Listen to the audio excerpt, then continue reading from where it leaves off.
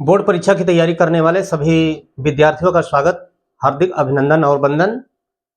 बच्चों, आज की कक्षा में हम लोग संपूर्ण हिंदी से संबंधित कुछ मूल बातों पर अध्ययन करेंगे, जिसकी जानकारी रखना हर एक परीक्षा की तैयारी करने वाले के लिए अत्यंत महत्वपूर्ण है।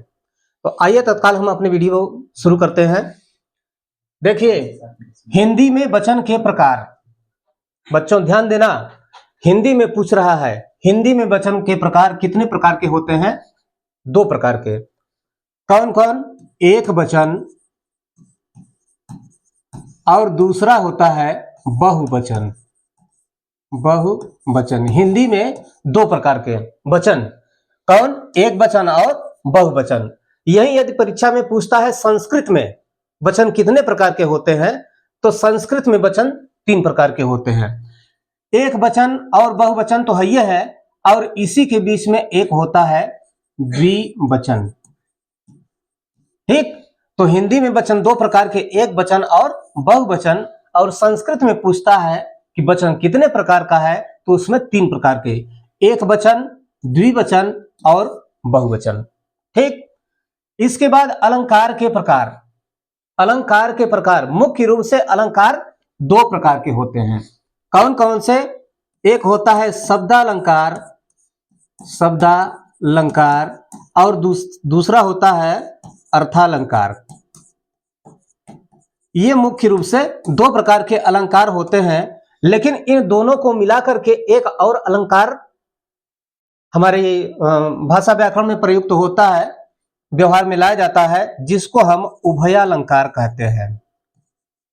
क्या कहते हैं? उभयालंकार। उभय धन अलंकार। उभय, उभय का मतलब दोनों, यानी वह अलंकार जो जिसमें दोनों का गुण हो, यानी शब्दालंकार का भी गुण हो और अर्थालंकार का भी गुण हो। ठीक, तो मुख्य रूप से अलंकार के 2 प्रकार होते हैं, वैसे तीसरे अलंकार को भी व्यवहारित किया जाता है। आगे है छंद के प्रकार। तो छंद के प्रकार, छंद 3 प्रकार का होता है। छंद 3 प्रकार का होता है। कौन होता है? एक होता है मात्रिक छंद, मात्रिक छंद, और दूसरा होता है वर्णिक छंद। वर्णिक छंद, पहला मात्रिक छंद, दूसरा वर्णिक छंद, और तीसरा होता है वर्णवृत्त। वर्णवृत्त, ये छंद 3 प्रकार का, मात्रिक छंद, वर्णिक छंद और वर्णवृत्त। ठीक, संधि के प्रकार। संधि कितने प्रकार का होता है? 3 प्रकार का। संधि के 3 प्रकार कौन कौन होते हैं? एक होता है स्वर संधि, दूसरा होता है व्यंजन संधि। स्वर संधि, और दूसरा होता है व्यंजन संधि, और तीसरा होता है विसर्ग संधि। विसर्ग संधि, स्वर संधि, व्यंजन संधि और विसर्ग संधि, ये 3 प्रकार की संधियां होती है। ठीक, आगे स्वर संधि के प्रकार। स्वर संधि के प्रकार वह कितने प्रकार के होते हैं? 5 कौन कौन से? एक होता है दीर्घ, दूसरा होता है गुण, वृद्धि, यण और अयादि। अयादि, ये जो स्वर संधि है वह 5 प्रकार का, दीर्घ स्वर संधि, गुण, वृद्धि, यण और अयादि। ठीक, इसके बाद समास के प्रकार। समास 6 प्रकार का। समास कितने प्रकार का? 6 प्रकार का। कौन कौन सा? अव्ययी भाव, कर्मधारय, कर्मधारय, तत्पुरुष, द्वंद्व, द्विगु, और होता है बहुव्रीहि। बहुव्रीहि, ये जो समास होता है वह 6 प्रकार का होता है। और वैसे मूलतः समास तो 5 ही प्रकार का होता है, क्योंकि यहां पर देखिए जो कर्मधारय समास लिखा हुआ है और तत्पुरुष समास, ये मूल है, और यह जो कर्मधारय समास है इसी के अंतर्गत आता है। इस हिसाब से देखा जाए तो समास केवल 5 ही प्रकार के होते हैं, लेकिन यहां पर आपको 6 समास का नाम याद रखना होगा, समास का नाम, समास का पहचान इत्यादि। ठीक, इसके बाद है प्रत्यय। प्रत्यय के प्रकार। प्रत्यय 2 प्रकार का होता है। प्रत्यय यानी ऐसा शब्दांश जो मूल शब्द के दाहिने तरफ जोड़ करके एक नए शब्द की रचना की जाती है, उसको हम क्या कहते हैं? प्रत्यय कहते हैं। तो यह कितने प्रकार का होता है? यह 2 प्रकार का होता है। कौन कौन सा होता है? एक होता है कृत प्रत्यय, एक होता है कृत प्रत्यय और दूसरा होता है तद्धित प्रत्यय। एक होता है कृत प्रत्यय और दूसरा होता है तद्धित प्रत्यय। जो कृत प्रत्यय है वह हमेशा क्रिया के मूल रूप, जिसको धातु कहा जाता है, उसके साथ जुड़ा जाता है। क्रिया का मूल रूप, क्रिया का मतलब जैसे हो गया पढ़ ना, यह क्रिया हो गई, और इसका जो मूल रूप है वह है पठ। यह क्रिया हो गया और यह क्रिया का मूल रूप है पठ।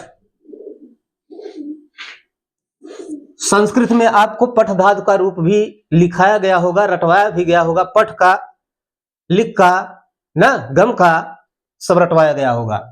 तो जो कृत प्रत्यय होता है क्रिया के मूल रूप में जोड़ा जाता है, ठीक। और जो दूसरा होता है तद्धित प्रत्यय।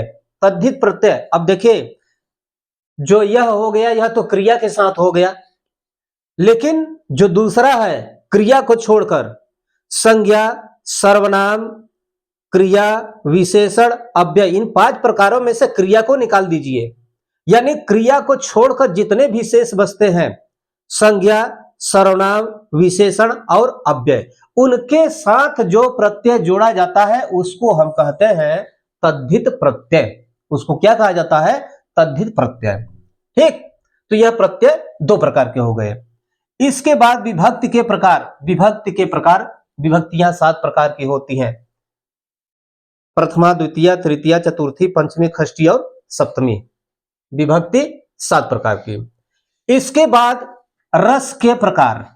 यहां पर देखिए लिखा हुआ है 9 धन 1 धन 1। रस आप पढ़े होंगे, कौन कौन से हैं? श्रृंगार, हास्य, करुण, वीर, अद्भुत, भयानक।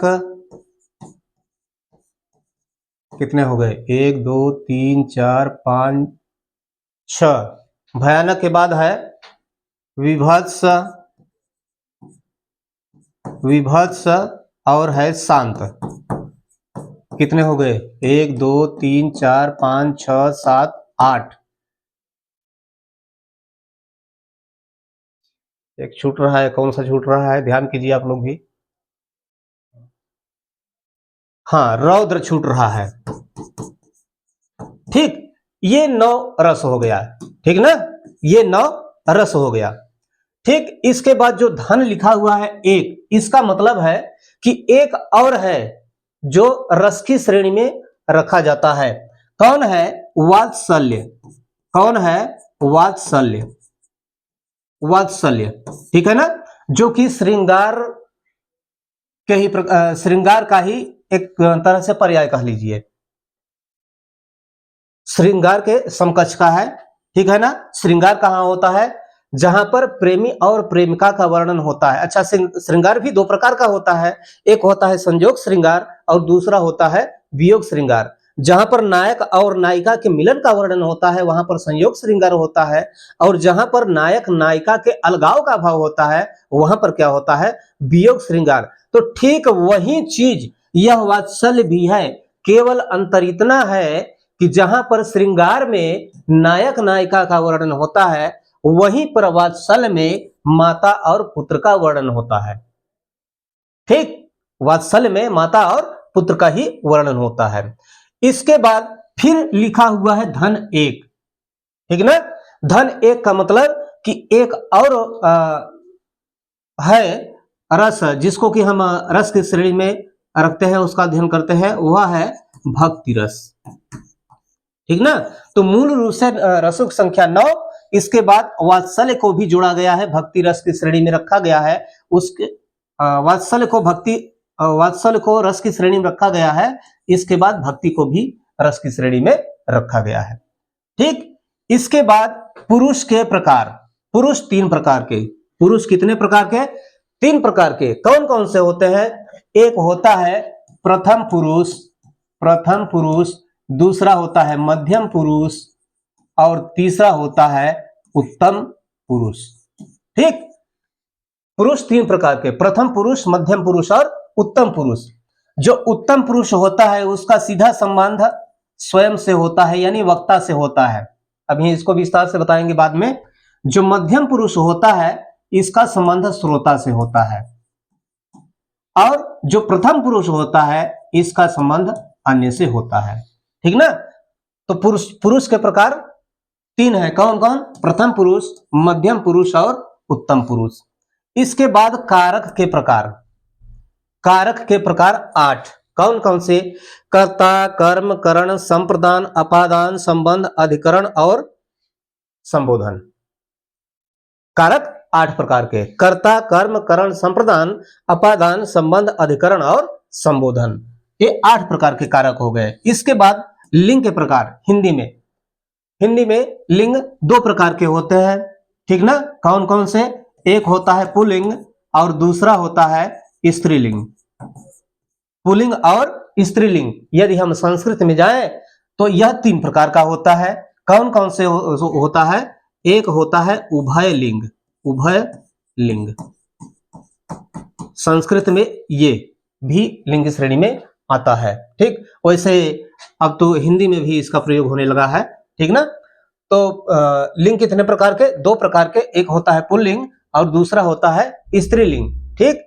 और इन्हीं दोनों के संयोग से एक और तीसरा लिंग जो है वह है उभय लिंग। उभय का मतलब दोनों, यानी जिसमें दोनों का गुण हो, पुरुष का भी और स्त्री का भी।